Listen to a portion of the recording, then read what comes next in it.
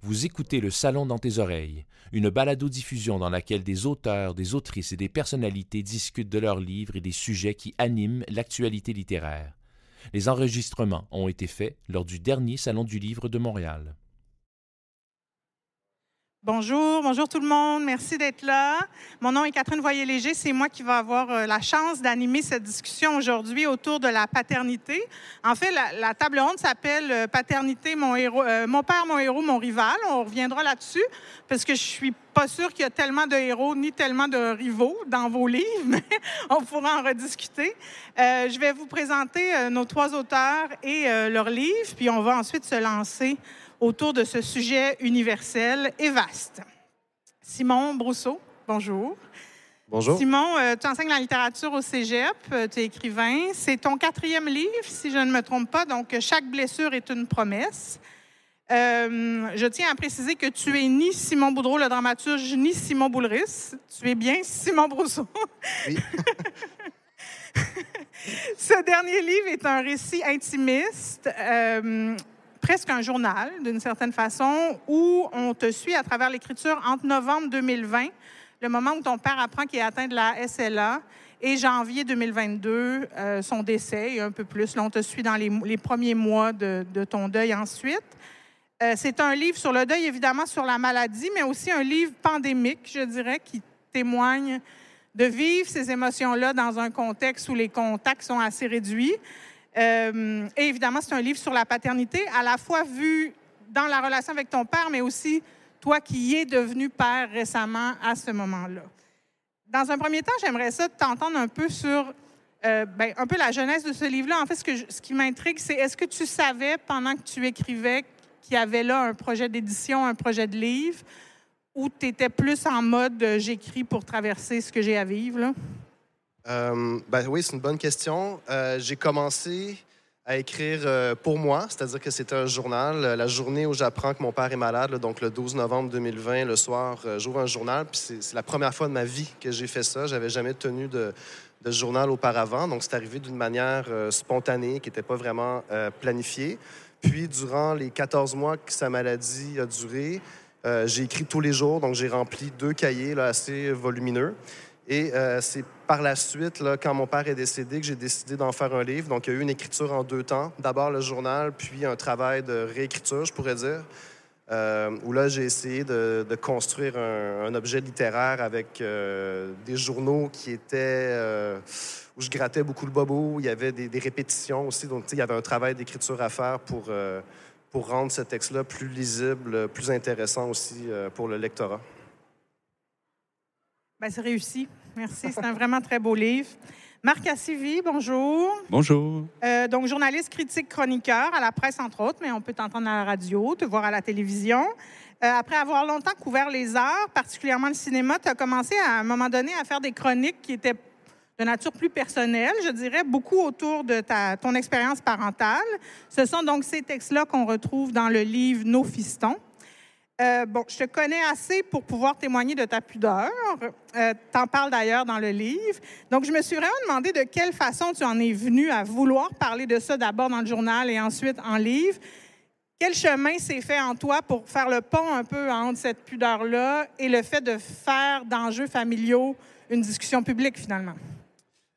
Un peu par accident, je te dirais. Au départ, je faisais ça ponctuellement. C'était la première visite au Salon du Livre. Il y avait une chronique là-dessus. C'est une première visite au Salon du Livre avec mes fils, de voir cette espèce d'émerveillement à rencontrer leurs auteurs favoris, faire la file, avoir une dédicace et tout ça, ou par exemple, aller voir un match de hockey. Et donc, c'était dans le cahier des sports, c'était parfois dans le cahier des arts, c'était ponctuel, une fois de temps en temps, parce qu'il y a eu très peu de textes de leur, disons, vraiment de la petite enfance, là, de 0 à 5 ans. Il n'y avait pas grand-chose. Et puis, il y a un moment où, peut-être, je ne sais pas, arrivé à 7-8 ans, c'est une proposition à la presse, quelqu'un qui m'a dit, après avoir lu une de ces chroniques un peu sporadiques sur mes enfants, qui m'a dit « Ah, ce serait intéressant, on a un nouveau cahier. » Je pense qu'à l'époque, ça s'appelait « Actuel », c'est devenu « Pause », c'est devenu « Être ». c'est essentiellement la même chose. Et puis, on m'a dit, le dimanche, ce serait intéressant. Puis aussi, un peu, je pense, dans l'optique de ces pages où c'est surtout des journalistes féminines qui écrivent. C'était jadis les pages féminines. L'idée qu'un père, qu'un homme parle de la parentalité, je pense que ça leur plaisait. Donc, j'ai commencé à faire ça. J'y ai pris goût. J'essayais toujours de trouver un peu l'universel là-dedans. Donc, quand tu parles de pudeur, de ne pas aller trop dans les détails. Aussi, de toujours... mes garçons ont toujours eu un droit de veto sur ces chroniques. Je les faisais lire, c'est-à-dire que celles où ils ont 7 ans, peut-être qu'ils n'ont pas lu, mais à l'adolescence, évidemment, lisaient les chroniques. Et puis, depuis que le livre est paru, je le fais plus. Je le ferai peut-être de temps en temps, mais je le fais plus parce que là, ils ont 17, 19 ans. C'est un âge où tes amis vont dire « Ouais, ton père a parlé de toi en fin de semaine, c'est plus délicat, mais c'est comme ça. » Et est-ce que tu trouves que tes souliers font ton âge aujourd'hui? J'ai demandé à mon fils, il m'a dit que c'était correct. OK. Il y a aussi une chronique sur le jugement péremptoire de nos enfants sur nos vêtements. Hakim Gagnon, bonjour. Bonjour. Très contente de te rencontrer. Donc, tu as travaillé dans le milieu de la réalisation, du montage, cinéma, vidéoclip, télé. Maintenant, tu te consacres à l'écriture essentiellement. Tu as fait paraître un premier livre qui a fait beaucoup jaser l'année dernière ou l'année précédente? L'année dernière. Et donc, Granby au passé simple, c'est la suite un peu de cet univers qui tourne, par contre, vraiment autour de la figure de ton père. Ouais. Et qui est une figure intéressante, complexe. Une figure, j'ai trouvé, qui contourne beaucoup de clichés, probablement parce qu'elle est tellement incarnée, en fait, qu'elle ne peut pas faire autrement. Est-ce que tu savais que tu voulais écrire sur ton père ou c'est en voulant écrire sur l'enfance que la figure de ton père s'est comme imposée à toi? Non, je savais que je voulais écrire sur lui. En fait, je me suis toujours dit que le plus beau legs qu'il me fait, c'est de me laisser cette histoire-là, qui était notre histoire, en fait. Fait que j'avais toujours eu en tête de faire un truc sur lui. Puis dans mon premier roman, j'avais un chapitre qui parlait de lui. Puis évidemment, c'est juste de ça qu'on me parlait. Fait que je me suis dit, je vais juste allonger ça.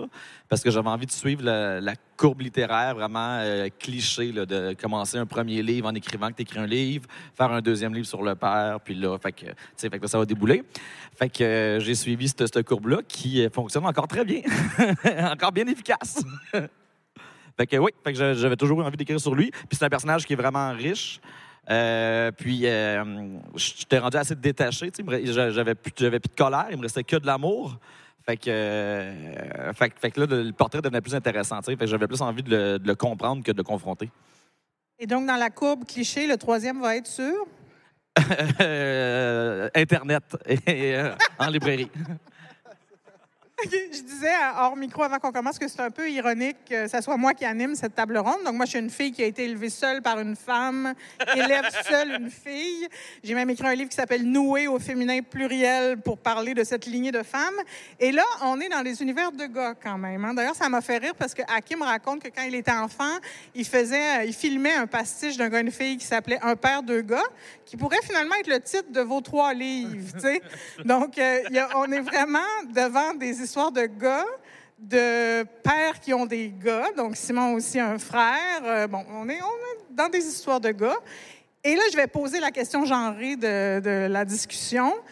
Est-ce que vous pensez, dans votre écriture, dans votre recherche, que ça fait une différence, que votre histoire ne serait pas la même si on parlait de votre mère ou si on parlait d'une relation père-fille? Est-ce qu'il y a quelque chose de singulier à la relation père-fils que l'écriture vous a permis de cerner? Oui, c'est une question piège.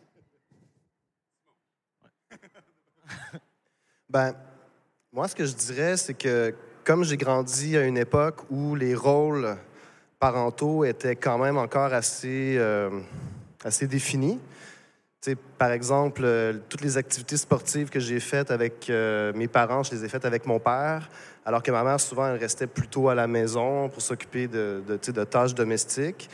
Je dirais que, par la force des choses, ces rôles-là que mes parents ont endossés ont fait en sorte que la relation avec ma mère n'est pas celle que j'ai eue avec mon père. Par contre, je ne crois pas du tout que c'est dû au fait que c'est une femme ou un homme. C'est simplement parce que c'est les rôles qu'ils ont adopté dans notre vie familiale. Donc, oui, il y a une différence, mais je crois qu'elle tient plus à des raisons sociologiques, historiques que biologiques. C'est comme ça que je répondrais. Personnellement, moi, en fait, la réponse est plus honnête est que si j'écris sur ma mère demande à lire avant puis à approuver. Fait que dans cette optique-là, ça n'arrive pas. Puis mon père, lui, au contraire, il me laisse aller. Puis il voulait aller acheter le livre lui-même en librairie puis le lire en même temps que tout le monde. Fait que juste là-dessus, moi, ça me met un frein.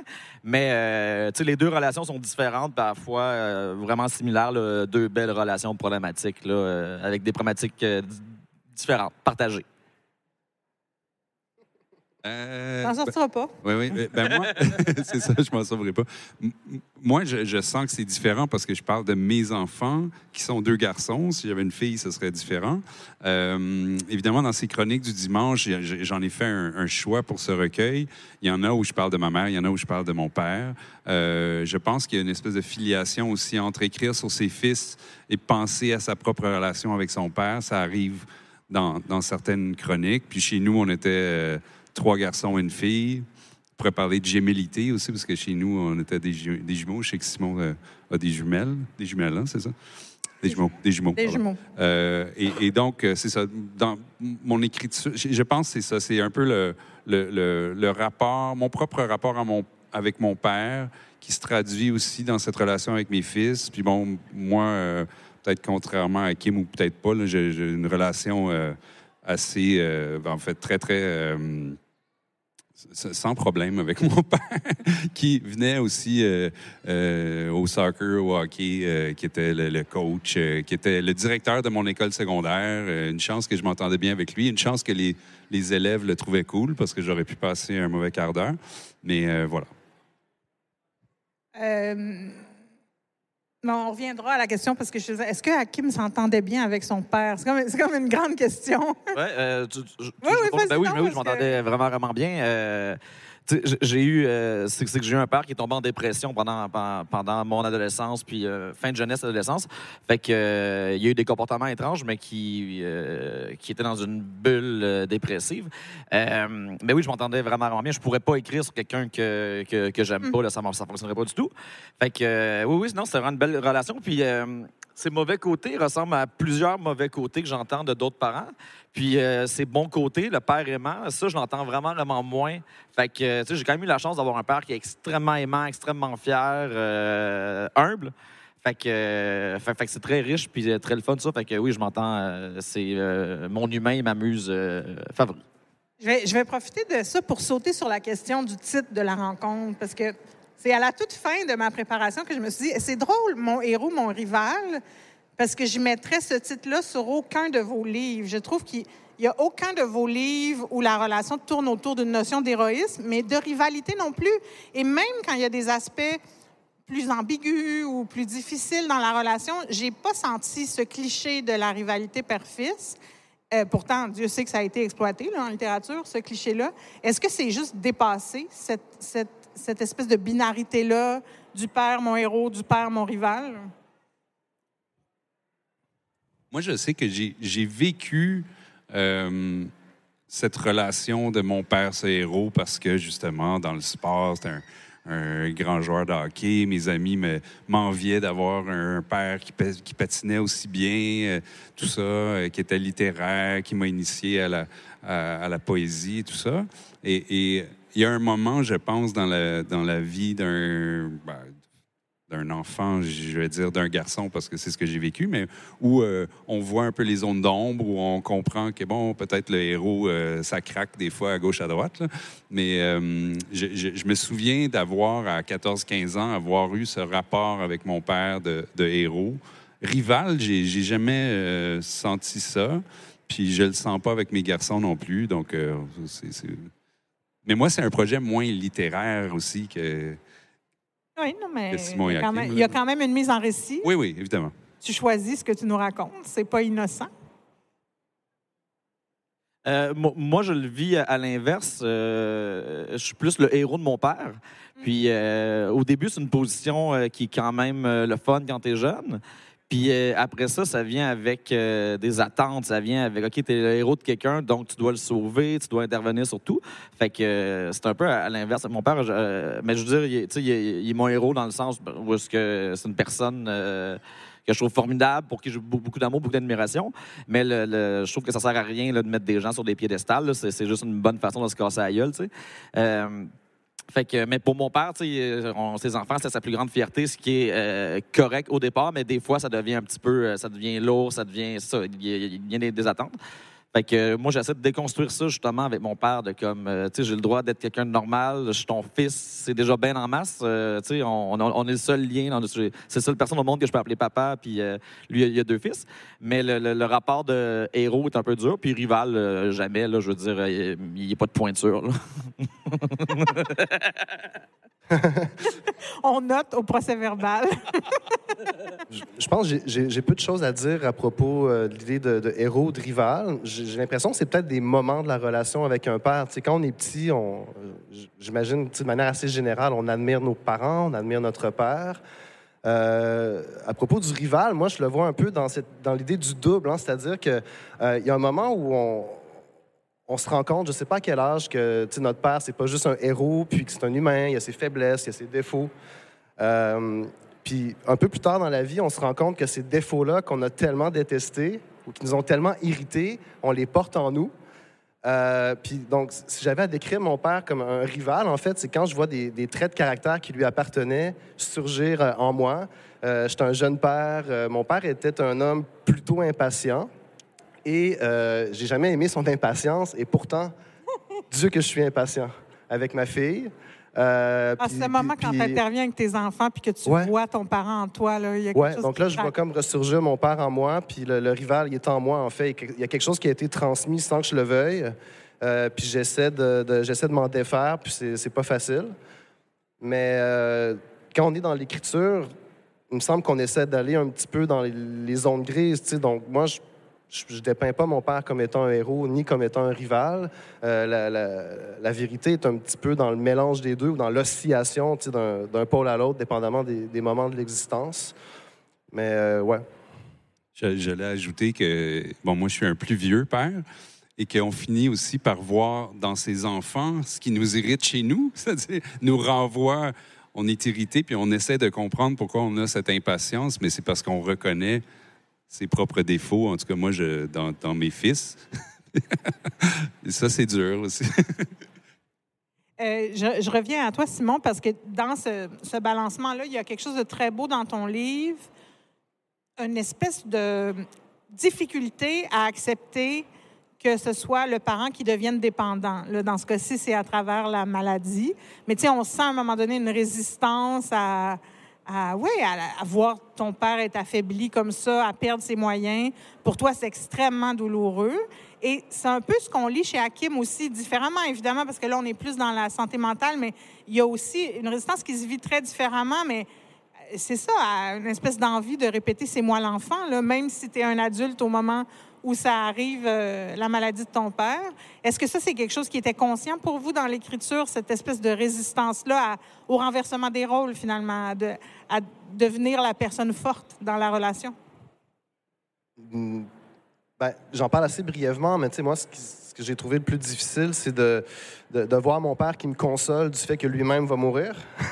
Mon père ne voulait pas vraiment être consolé, il ne s'apitoie pas sur son sort, il veut porter sa maladie de manière assez stoïque, sans s'épancher, parce qu'il ne veut pas nous contaminer avec sa maladie pour qu'on soit plus triste qu'on ne l'est déjà. Par contre, moi, ce que je vois aussi, encore une fois, c'est l'idée de rejouer un peu, d'inverser les rôles. Quand on est père, on est là pour rassurer l'enfant, puis on est une présence rassurante, stabilisante. Puis face à un père qui est malade, qui perd tous ses moyens, on se rend compte qu'on ne peut pas vraiment lui rendre ce qu'il nous a donné. C'est-à-dire qu'on peut aider un enfant à grandir, mais aider son père à mourir, en tout cas, moi, ça me semblait presque impossible. Puis pourtant, j'avais cette espèce d'idée-là de l'accompagner, de l'apaiser, puis je me butais à une espèce de mur. Ça ça fonctionnait pas. Donc, je suis resté avec le sentiment ben, c'est ça, de ne pas avoir pu peut-être régler une sorte de dette que j'avais envers mon père qui s'était si bien occupé de moi. Hakim? Ouais, ben nous, les rôles se sont évidemment inversés, mais tu sais, c'est tellement lent, c'est action après action, puis c'est aussi une dynamique qui s'installe. Mais c'est peut-être le truc qui était le plus dur à défaire un peu, ce truc-là, parce que tu sais, l'affaire, c'est que, bon, toi, tu parlais de la maladie, mais mon père, c'était plus au niveau de sa santé mentale, tu sais. Il commençait à perdre un peu la carte sur certains trucs. À une époque, c'est que moi, je suis adolescent, j'ai les hormones dans le tapis, tu sais, tout est un montagne russe. Puis le but, c'est toujours c'est de sauver les meubles, puis tu as l'impression que tu as la force pour pouvoir tout patcher. Puis là, tu te rends compte que ça marche pas pour lui, ça marche pas pour toi. Puis là, ça devient juste une dynamique un peu étrange. Mais ouais, c'est un drôle de... cette espèce de rôle-là qui est imposé souvent à un enfant d'être le parent de, là, c'est pas le fun.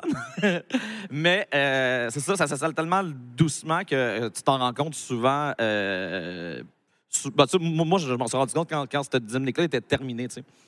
Fait que, en étant dedans, tu as l'impression que c'est juste ça qu'il faut que tu fasses puis ça fonctionne. Puis avec le recul, tu dis « Ah oui, c'est vrai, c'est ça qui se passait. » Mais c'était pas vraiment la maturité même ben non, pour pas te du tout. poser Non, ce je genre veux de dire, questions-là. C'est ta vie, là, c'est ton exact. quotidien. Le livre est écrit avec ma tête d'adulte qui a fait de la psychothérapie. Là. C'est pas les réflexions de l'enfant de 14 ans, c'est pas les réflexions de l'enfant de 14 ans. Là, moi, j'étais juste dans la réaction. J'étais pas dans autre chose que ça. Là. Ouais. Je vais vous amener sur la question de la transmission. Quand on parle de transmission, on va souvent vers la question des valeurs, admettons, là, très rapidement. Ce qui est très frappant dans vos 3 livres, c'est l'importance de la musique, je dirais, et des machines, de la technologie. Il y a toujours de la technologie dans vos histoires. Simon, je pense à la scène où tu expliques que ton père, il y avait des systèmes il mettait la musique très forte. La scène extraordinaire, Hakim, où ton père t'apprend à te servir des manettes du VHS. C'est une scène hallucinante. Marc, il y a des enjeux de texto, si j'ai bien compris. Il y a toute la question du cellulaire. Mais je me suis vraiment dit... Donc, il y a une transmission très concrète de laquelle on parle moins souvent, qui se fait à travers des objets, des façons d'aborder le quotidien très matériel. Ce serait quoi pour vous les grandes lignes de transmission dans vos livres, là, les choses dont on parle dans vos livres qui sont des transmissions au-delà des valeurs? Donc, qu'est-ce que votre père ou qu'est-ce que tes fils ont pris de toi? Est-ce qu'ils sont aussi techno-nuls que toi pour les textos?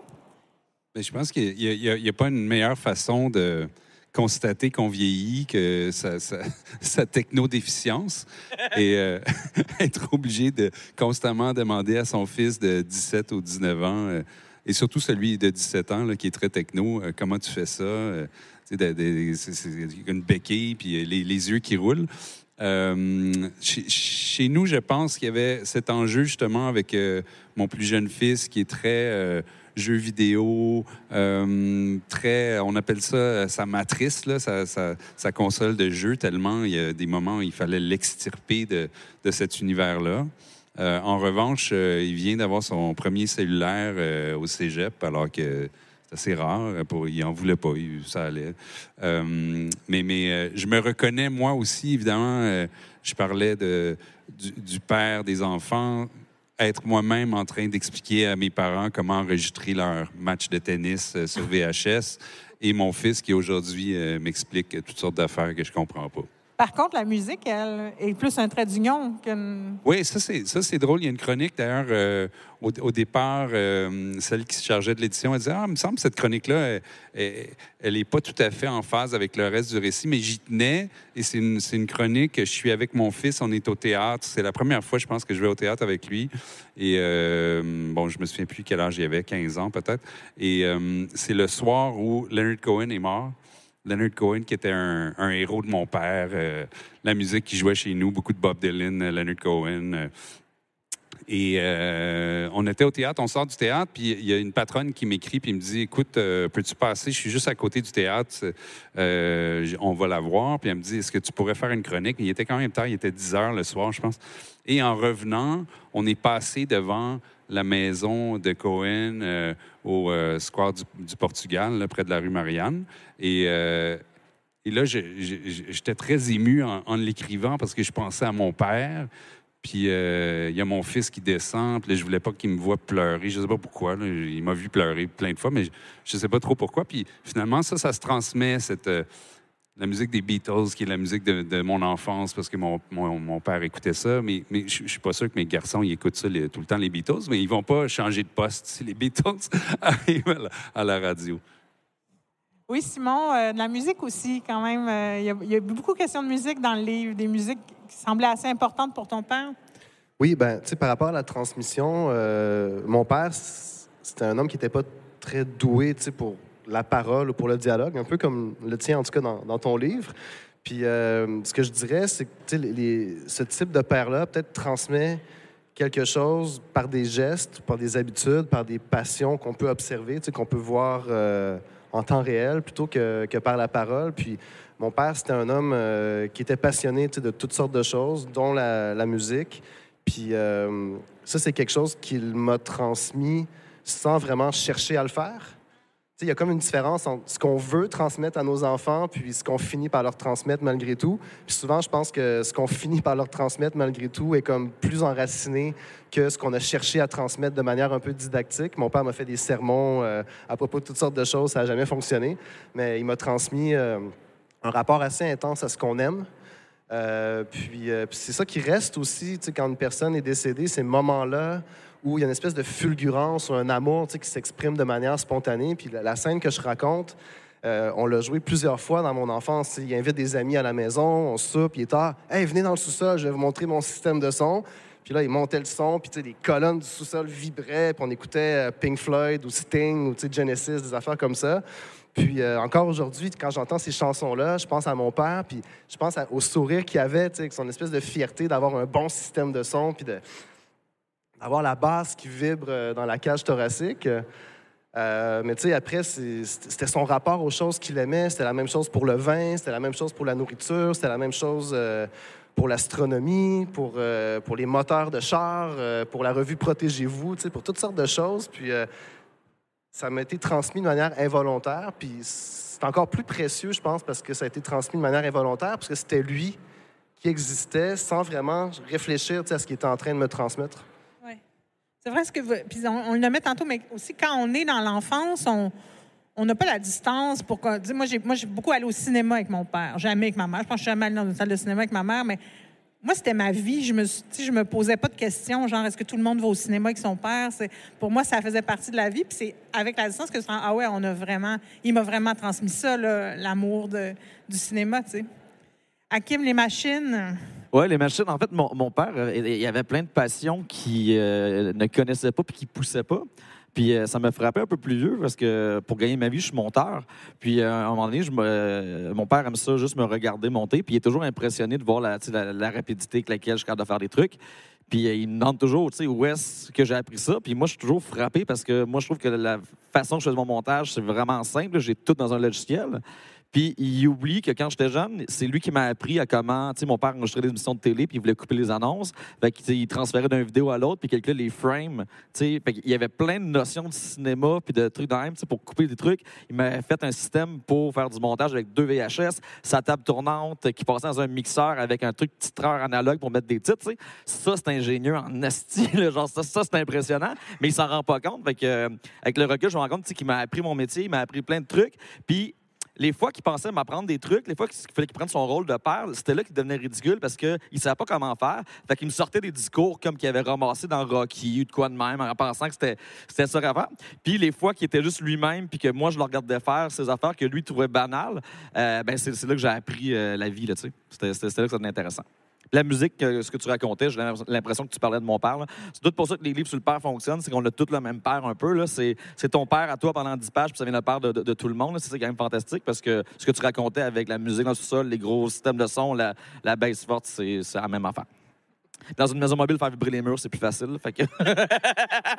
c'est juste je mettre ça à 1 puis ça vibre déjà. Là. Surtout que plus ça avance, plus elle a l'air fragile. Là. Ouais, c'est la maison des autres qui vibre aussi. Fait que ça va vibrer tout. Dans vos 3 livres, qui sont extrêmement différents, là, je pense qu'on l'a compris, on est quand même dans du contenu, je pense qu'on peut dire autobiographique assez assumé, là, dans vos 3 livres. Comment vous gérez la question du consentement? Tu as abordé un peu la question tantôt, Hakim. Comment vous avez géré ça, l'idée de parler de gens qui existent, qui vont lire vos trucs, qui peuvent être reconnus éventuellement? Comment vous avez traversé ces questions-là? On sait qu'il y a beaucoup de débats en ce moment entre justement des gens qui refusent de demander le consentement, d'autres qui vont le faire. Je serais intriguée de vous entendre là-dessus. Veux-tu commencer comme tu avais un peu... Oui, ben, moi, il y avait un consentement naturel. Je savais qu'avec mon père, il n'y avait pas de problème. Puis encore là, j'ai quand même déjoué ce truc-là parce que le livre, on a l'impression que ça parle de mon père, mais ça parle des répercussions que mon père a sur moi. Fait que c'est quand même ma vision à moi. Puis, mettons, le truc... L'espèce de bémol ou le truc que j'ai trouvé un peu plate, c'est qu'il y a certains passages dans le livre que mon père a oublié parce que quand t'es en dépression, il faut que tu en oublies parce que sinon, c'est impossible de passer à travers les trucs. Tu es rongé par ton esprit coupable puis ça fonctionne pas.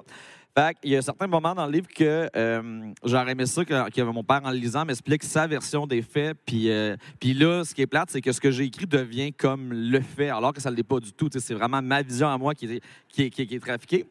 Mais c'est un consentement qui était naturel. Je savais où aller, où ne pas aller. C'était une dynamique. Puis je pense que quand les trucs sont faits avec amour, ça fonctionne bien. J'aurais été très triste qu'on me dise que ton livre, c'est un règlement de compte. Là, quand on me dit que c'est une belle lettre d'amour à ton père, ça me rend heureux. Je suis comme, OK, je suis à la bonne place. Il m'a appris à aimer, puis ça marche. Là, c'est transmis. Puis les personnages secondaires, parce qu'il y a quand même d'autres gens concernés. Oui. Je change le nom, puis j'ai mis tout ensemble. Ça. Ben oui. Oui, Simon, t'en parles un peu dans ton livre directement, en fait, de... Oui, ben j'en ai parlé 2 fois avec mon père de ce projet de livre là, que j'écrirais après sa mort. Il m'a donné sa bénédiction sans qu'on en parle très, très longuement. Donc ça m'a permis d'écrire. Puis, d'un point de vue éthique, sinon, j'ai essayé de m'en tenir à ma version de mon père, puis de limiter autant que possible les scènes où il y aurait d'autres membres de la famille, puis justement éviter de mettre en scène plusieurs tiers qui seraient plus ou moins consentants, puisque ça reste de la vie privée. Donc, c'est principalement moi et mon père là, qui sont présents dans le texte, même si parfois il est question de mes grands-parents, mes arrière-grands-parents, bon, un peu. Mais... c'est une question qui est difficile. Je pense que si c'est fait avec amour, c'est fait avec respect, c'est fait sans intention, disons, malveillante, avec le but de régler des comptes, ça risque de mieux passer. Je ne sais pas quoi dire. Et probablement que il y a peut-être des moments de mon texte qui a pu déplaire à des membres de ma famille, mais j'étais prêt aussi à le faire parce que j'ai l'impression de les avoir ménagés, puis de ne pas avoir franchi une ligne qui... Bon, on n'est pas du tout dans le règlement de compte non plus, non, là, pour reprendre le... Puis est-ce que tu t'es posé des questions, t'en parles très peu, mais par rapport à ta fille, parce qu'on va y venir, mais quand on parle de nos enfants, surtout quand ils sont tellement jeunes que, on ne peut pas vraiment être dans le... Est-ce que tu t'es posé des questions par rapport à ça? Ben, une des choses qui me rendait très triste quand mon père était mourant, c'est que ma fille, à ce moment-là, elle a... elle n'est pas très vieille, elle est trop jeune pour... Je sais qu'elle n'aura pas de souvenir de mon père dans quelques années. Donc, en la mettant en scène, en train d'interagir avec mon père, puis c'est même pas l'engager, là, c'est mon père qui la prend sur ses genoux. Il y a la scène aussi où mon père voit ma fille pour la dernière fois, puis tout le monde pleure sauf ma fille. Puis quand on s'en va dans l'ascenseur, elle m'a demandé « Pourquoi tu pleures, papa? » Puis je trouve que c'est un souvenir que je lui donne, je pense, puis qui pourrait lui faire plaisir plus tard, que ce soit consigné par écrit, puis qu'elle garde au moins cette petite trace-là de son grand-père. Mais ce qui est curieux, c'est qu'elle m'a tellement entendu parler de mon père avec ma conjointe que même si elle était à un âge où elle aurait dû l'oublier très, très vite, elle avait 2 ans à peu près, elle m'en parle souvent. Elle m'en parle presque à chaque semaine. Donc, c'est très bizarre parce qu'elle n'a pas vraiment de souvenirs concrets, mais elle me dit souvent « Je l'aimais, moi, grand-papa, pourquoi il est mort? » Ou j'aurais aimé ça le voir plus souvent, tu sais, puis des choses comme ça. Et je pense que le fait d'avoir un père qui a écrit un livre à propos de la mort de son père, ça fait en sorte qu'elle a comme... Son grand-père est plus présent à son esprit qu'il l'aurait été, sinon. La force du récit, vraiment. Là. Ça me Ça déplaît va pas. rappeler à ta fille qui était là, puis que c'était important qu'elle soit là, puis Ouais, que elle fait partie de l'histoire, même si elle s'en souvient pas. Ça va Elle rappeler est ça. très importante dans l'histoire parce que le point de départ de mon livre, j'en ai pas parlé tout à l'heure, mais quand j'apprends que mon père est malade, ma fille, elle a 14 mois, je suis en train de me rapprocher de mon père à cette époque-là à cause de ma paternité nouvelle. C'est comme si on avait ce nouveau lien-là. Puis, de mon côté, comme de celui de mon père, c'était une des choses les plus tristes. Mon père m'a dit plusieurs fois, ce qui me fait le plus de peine, c'est de ne pas voir ta fille grandir. J'étais tellement content d'être grand-père. Puis, moi, tout en étant triste parce que mon père est malade, j'étais un jeune homme heureux aussi. Je suis père, je découvre la paternité. Puis c'est beau de voir un enfant grandir. Puis, j'avais une espèce de sentiment permanent d'écartèlement, parce que dans une même journée, j'avais la grande joie de voir ma fille dire ses premiers mots, s'émerveiller devant de nouvelles choses, puis en même temps me dire je vais perdre mon père va pas l'avoir grandir. Donc, c'était un sentiment qui était très, très étrange, un espèce de mélange de joie puis de tristesse qui est super difficile à porter. Puis c'est ça, en fait, le sujet de mon livre, je pense, encore plus que le deuil, c'est-à-dire l'espèce de contradiction, c'est pas une contradiction, mais disons une espèce de tension qui est au cœur de chaque vie. On aime tous ces gens qui vont mourir, puis la vie, c'est ça, c'est ces grandes joies qui vont mener aussi à de grandes peines, puis c'est ça que j'essaie de faire tenir ensemble dans mon texte. C'est très bouddhiste, ce que tu dis là. J'ai eu une pensée pour l'éphémère. Non, mais c'est très juste, mais aussi le fait, puis je pense qu'on le sent bien dans ton livre, que c'est pas une contradiction. Il n'y a pas de contradiction entre la joie et la souffrance. C'est comme quelque chose qui se vit en parallèle, puis c'est un jeu d'équilibriste, là, d'arriver à... Et le consentement? Oui, tu disais que tu leur faisais lire. C'est ça, le consentement, il est important parce qu'on est dans des chroniques qui sont publiées quelques jours plus tard, donc, ça arrive plusieurs fois. Ça prend plusieurs consentements. C'est pas... Tu me donnes une carte blanche, puis je vais faire 50 chroniques avec ce oui initial. Ce qui est étonnant, en fait, c'est que souvent, je faisais lire à mes fils en me disant, il va peut-être accrocher à ça, parce que j'essaie de... Il y a évidemment des zones où on ne va pas, les relations amoureuses, les ruptures. Mon plus vieux qui a pu vivre ça. Là, je suis en train de dévoiler des secrets, mais... On leur dira pas. Mais c'est ça, des trucs... Il y a des zones où j'ai pas envie d'aller. Chez nous, on est très pudique de façon générale, pas juste moi. Et donc, il y a ça. Mais ce qui est étonnant, c'est que souvent, je me disais, il va peut-être me dire, tu peux peut-être enlever ce mot-là ou cette phrase-là. Et pas du tout. J'étais toujours à côté de la plaque, c'est-à-dire que s'il y avait des commentaires à me faire, c'était plus sur... Tu sais, papa, les jeunes ne parlent pas vraiment comme ça. Ou c'est impossible que... On n'écoute plus ça. Cette musique-là, c'était l'année passée. Ou ce show-là est plus populaire. C'est ça. Donc, on dirait des enfants qui ont été élevés par un critique. Je sais pas c'est quoi. Oui, il y a ça. Ouais. Non, mais c'est intéressant. Puis ça soulève aussi la question, je trouve. Entre lisant, j'avais lu tes chroniques, mais en relisant le livre, je me disais, quand ils sont jeunes, c'est aussi que... Je vais me permettre de le dire, mais que vaut leur consentement, tu sais? Moi, je le fais beaucoup quand je publie des trucs sur ma fille sur Facebook, mais tu sais, elle a 7 ans, ma fille. Quand le monde l'applaudisse, elle est vraiment contente, mais est-elle en mesure, à 7 ans, de mesurer qu'est-ce que ça veut dire que je publie telle chose sur Facebook? Tu sais, qu'est-ce que ça peut vouloir dire pour toi? Pas vraiment. En fait, tu sais, que vaut ce consentement d'un enfant finalement trop jeune pour mesurer l'impact de... Oui. Moi la plupart de mes chroniques ont été écrites alors que mes enfants ont entre 10 ans et 17 ans, disons, en gros. Puis j'avais l'impression, vers la fin, de ne jamais dire « Ouais, peut-être que ce serait mieux que tu n'écrives pas ça ». C'était aussi encourager papa, là, c'est papa pour son travail. On va l'encourager. Et donc, c'est de mon propre chef que j'ai décidé de ne plus le faire, en tout cas systématiquement. Il y aura sans doute il y a des fois des chroniques où je dis fiston, ce qui a...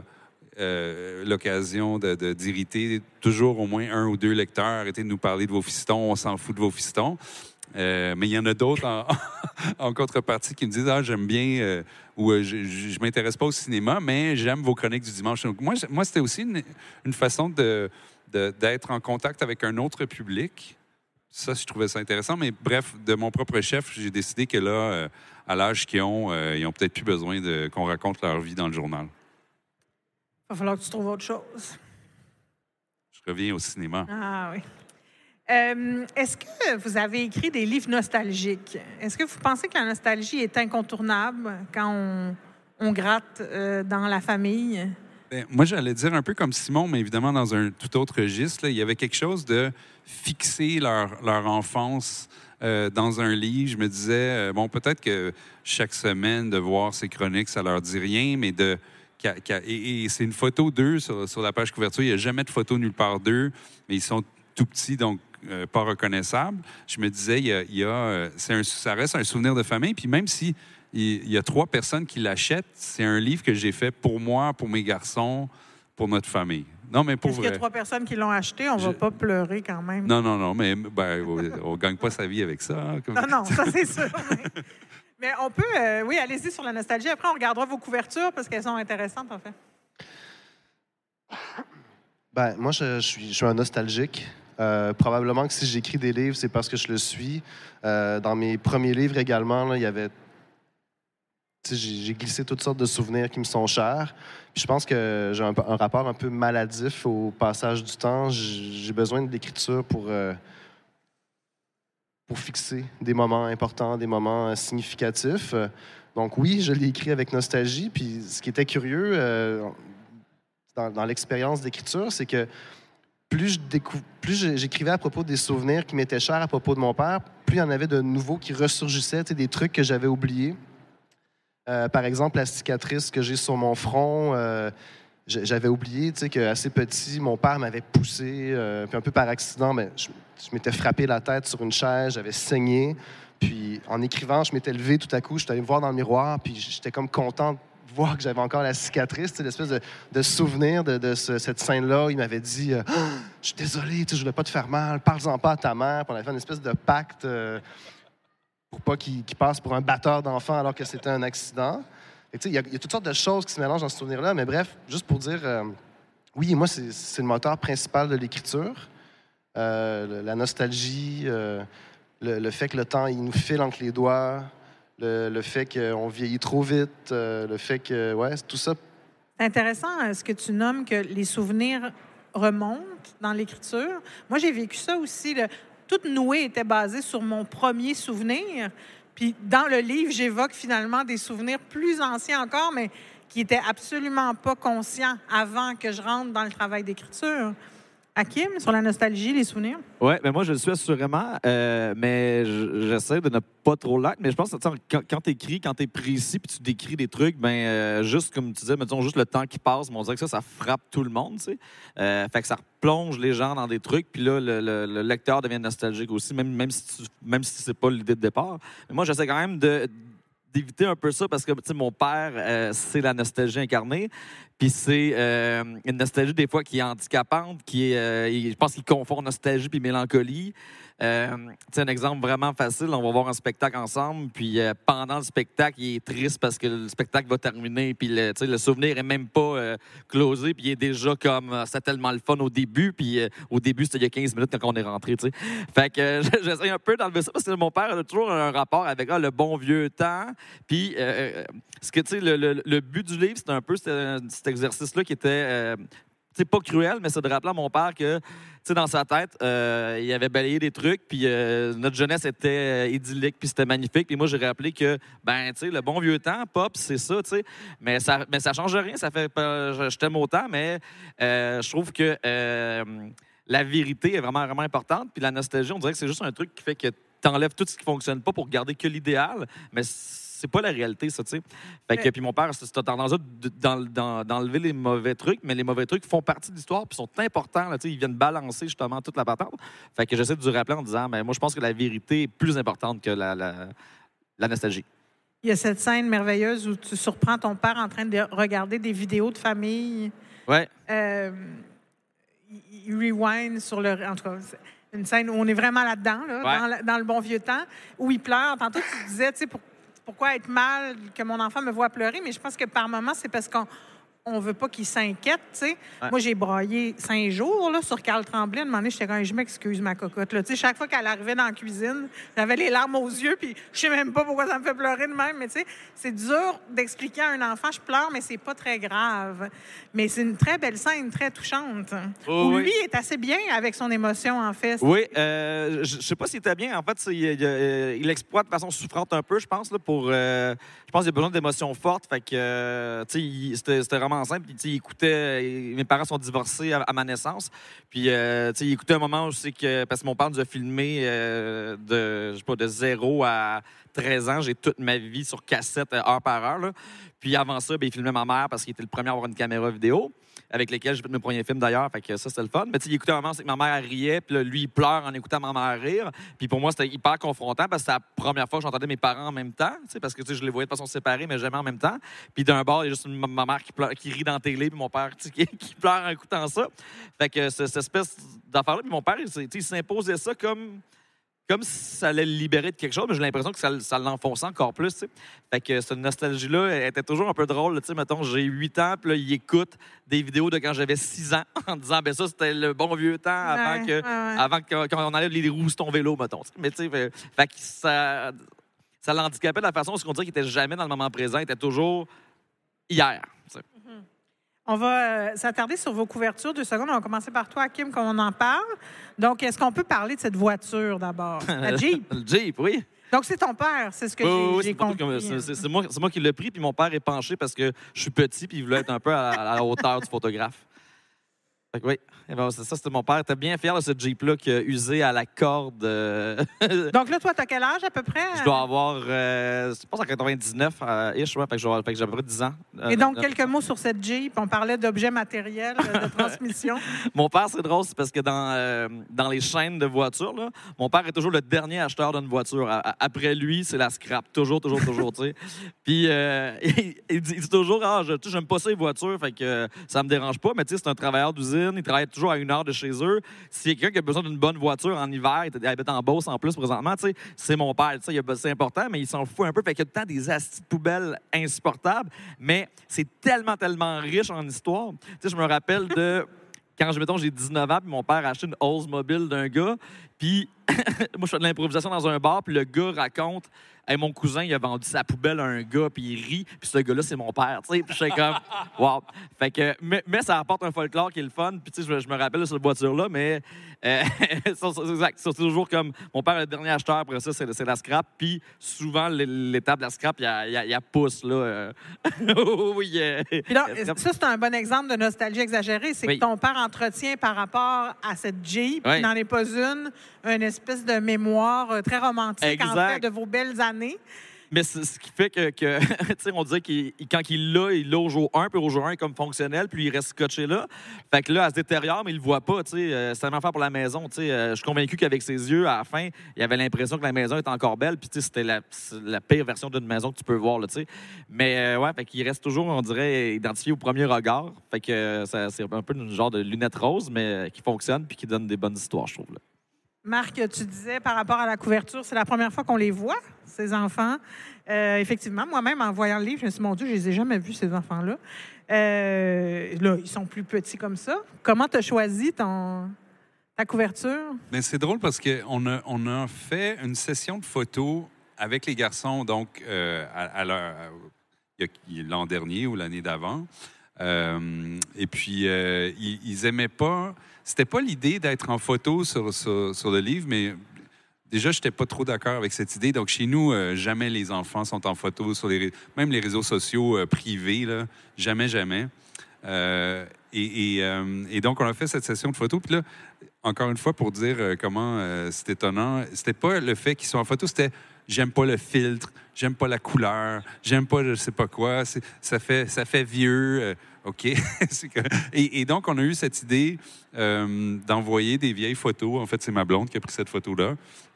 Ils ont peut-être, je sais pas, 3, 5 ans, un truc comme ça. Donc, méconnaissable, mais en même temps, une belle photo. Puis aussi, donc, fixer ce souvenir de l'enfance qui, pour moi, oui, et moi aussi, je suis assez nostalgique. Puis aussi, mon oncle va dire, ça passe tellement vite que c'est le fun aussi de fixer quelque chose parce que entre vous allez le voir, là, des petits-enfants, puis 17-19 ans, là, ça passe comme ça. Simon, tu expliques dans ton livre que tu ressembles beaucoup à ton père.